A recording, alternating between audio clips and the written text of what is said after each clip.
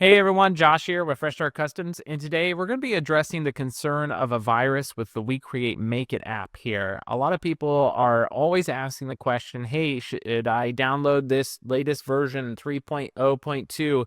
It's giving me a virus warning. I can confirm with you that this is not a virus, so if you're okay with that, you can click off the video, you got your answer. But to go a little bit more in depth, if you have Norton, for example, or like McAfee, or even your Windows security is bumped up a little bit with like the firewall, it can say that this is a potential virus.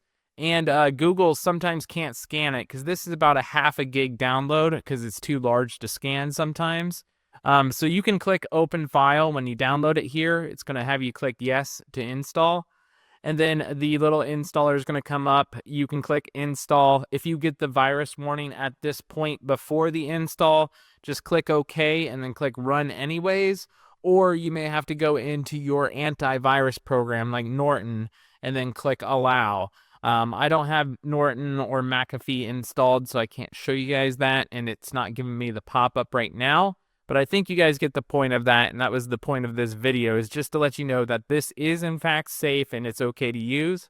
So all you got to do is click install. It'll install your program right over top of your other one if you already have one installed. Before you update, make sure you back up any custom settings that you had saved in the old version. This will overwrite it.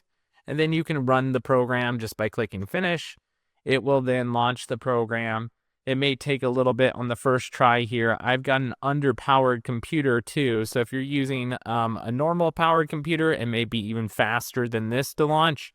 But my computer is definitely underpowered. It's only an i3 computer out here in the shop.